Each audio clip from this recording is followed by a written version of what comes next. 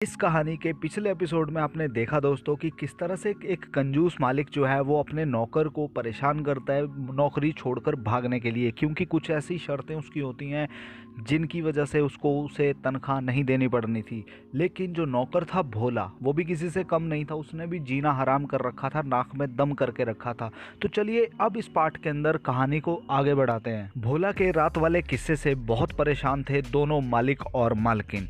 अगली सुबह मालिक अपने काम पर चला गया। उसी दिन की बात है, कुछ समय अभी बीता ही था कि घर पे आग लग गई।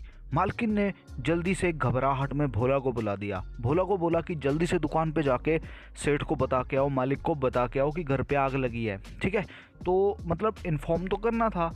भोला ने बोला ठीक है। एक बार फिर से भोला दुकान पर पहुंचा और वहां पे जाके मालिक के कान में खुसर फुसर करने लगा कि आग लगी है। मालिक को सुनाई नहीं दे रहा था, तो चिड़चिड़े होके मालिक ने उसको डांट दिया कि जोर से बोल। तो भोला ने कहा कि घर पे आग लग गई है, सब कुछ जल गया, राख हो गया और मालकिन ने मुझे आपको बताने को भेजा है। मालिक ने हड़बड़ाते हुए उसको फिर से डांट दिया कि इतनी बड़ी बात हो गई और तू कान में खुसर फुसर कर रहा है, तू जोर से नहीं बोल सकता।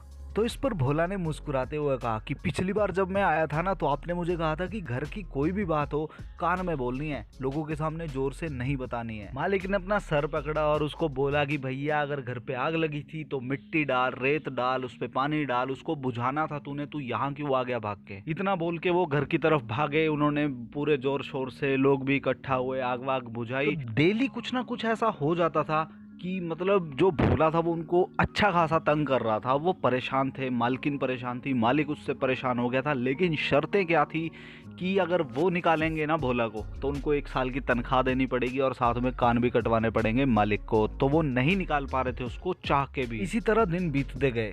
तो एक सुबह मालिक बहुत ही चिड़चिड़ा हो रहा था, गुस्से में हो रहा था, मूड ऑफ हो रहा था मालिक का, और मालिक को अब नहाने जाना था। ठीक है, क्योंकि दुकान पे जाना था तो नहा के जाता था। तो उसने भोला को आवाज़ लगाई कि पानी ले आ गर्म नहाने का। ठीक है, मालिक का मूड भी कुछ ज़्यादा अच्छा नहीं था। तो भैया भोला ने बोला ठीक है मैं ले आता हूँ। भोला अंदर गया, बाल्टी भर के ले आया गर्मा गर्म पानी की। ठीक है, मालिक और सिर पे खड़ा हो गया उसके। बोले मालिक कहाँ रखूँ। मालिक पहले ही मूड ऑफ में था, तो उसने बोला भाई डाल दे मेरे सिर पे। भोला ने बाल्टी उठाई और पलट दी उसके सिर के ऊपर। भैया फिर क्या होना था, मालिक हो गया पागल, इतना गर्मा गर्म पानी ऊपर उड़ेल दिया उसने पूरी की पूरी बाल्टी। मालिक चिल्लाने लगा जोर जोर से, जल गया वे, जल गया, जल गया, जल गया, जोर जोर से चिल्लाने लगा। अब क्या हुआ कि भोला को मालिक की वो बातें याद आई जो उसने दुकान पे कही थी कि जब भी कभी आग लगे, कुछ जल रहा हो ना, तो उस पर रेत डालो, मिट्टी डालो, पानी डालो। बस फिर क्या था, भोला ने अगल बगल से सारी मिट्टी, रेत, बजरी जो जो हाथ में आया सब मालिक के ऊपर डालना शुरू कर दी कि आग लगी है बुझाओ। उसको सारा गंदा कर दिया उसने मालिक को। ये नज़ारा देख के भाई मालकिन भी पागल होगी। मालिक तो हुआ ही पड़ा है बेचारा, चिल्ला रहा है, जल गया है, जला दिया गया उसको। तो सारे परेशान, मतलब सिर पकड़ के बैठे हैं कि भाई क्या करें इस नौकर का, इसको निकाल भी नहीं सकते, इसको रख भी नहीं सकते।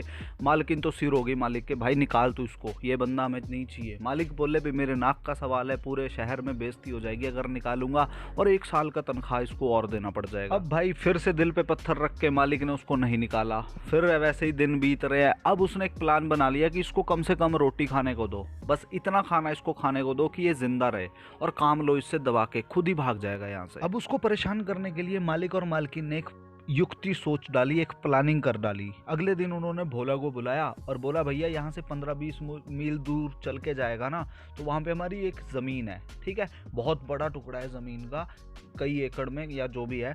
तो उसको जाके तूने जोतना है, बैल ले जा, कुल्हाड़ी ले जा और अपना हल ले जा, पूरा दिन उसको जोतेगा।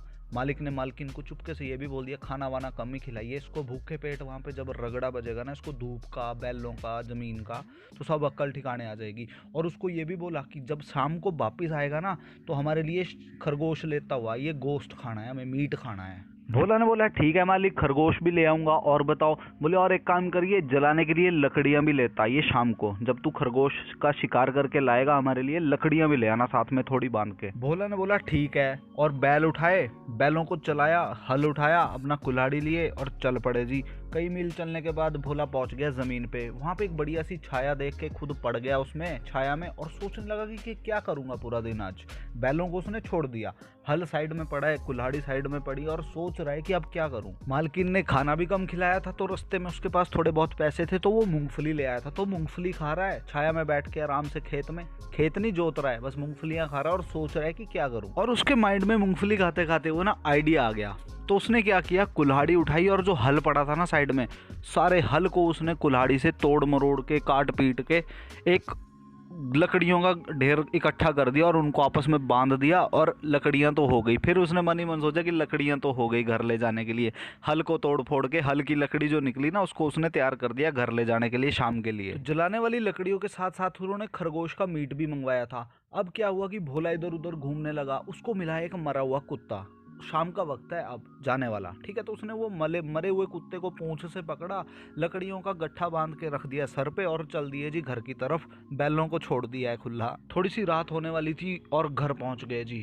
भोला जी पहुंच गए घर पे और मालिक ने देखा कि कुछ पूंछ से पकड़ के ला रहा है रगड़ता हुआ और लकड़ियां भी है। जब उनको पता चला भाई कि इसने तो हल को ही ले आया है तोड़ फोड़ के लकड़ियां जलाने के लिए और खाने के लिए गोश्त में कुत्ता लेके आ रहा है, तो फिर पागल हो गए वो। फिर सिर पकड़ के रो रहे हैं कि भाई किस गधे को भेज दिया हमने। अब वो दोनों जने चढ़ गए उस पे, उसको डांटने लगे, खूब गाली गलौज कर रहे हैं, ये कर दिया तूने, वो कर दिया, तेरे पास दिमाग नहीं है, तेरे पास ये नहीं है, तेरे पास वो नहीं है। भाई भोला ने मुस्कुराते हुए बोला, पर अगर तुम्हें मेरा काम पसंद नहीं आ रहा है भाई मुझे को निकाल दो, 1 साल की तनख्वाह दो और काम दे दो अपने, मैं चला जाऊंगा। ये जो शर्तें थी ना ये बोलती बंद कर देती थी मालिक की। अब क्या करे, बेचारे ने शर्तें मानी हुई थी तो वो कर नहीं पा रहा था, उसको निकाल नहीं पा रहा था, ना वो ढंग से काम करता था ना वो उनसे काम करवा पा रहा था। परेशान थे बेचारे, तो सोचने लगा अब क्या करूं, अब क्या करूं, अब क्या करूं। मालिक सोच रहा है बेचारा, तो मालिक ने सोचा, उधर से घरवाली का प्रेशर भी आ रहा है कि किस गधे को रखा हुआ है, तंग कर दिए इसने, ये कर दिया। तो मालिक ने सोचा कि चल थोड़े दिन मैं ससुराल जाके आता हूँ अपने और इस गधे को भी साथ ही ले जाता हूँ, भोला को साथ ले जाऊंगा तो चलो मेरी बीवी कम से कम थोड़े दिन चैन से तो रहेगी यहाँ पे। अब ससुराल में जाके भोला क्या क्या कांड करने वाला है वो तो आपको बताऊंगा अगले भाग में। ऐसा बताऊं, मजा आ रहा है स्टोरी का? मजा आ रहा है ना तो लाइक तो कर दो यार और कमेंट करके जरूर बता दो, चैनल को भी सब्सक्राइब कर लो, तभी तो मजा आएगा मुझे भी, है ना, आप लोगों को अगर मजा आ रहा है तो। इसके साथ ही अगले एपिसोड में जल्दी मिलेंगे। इस वीडियो को दबा के प्यार दो और थैंक यू सो मच।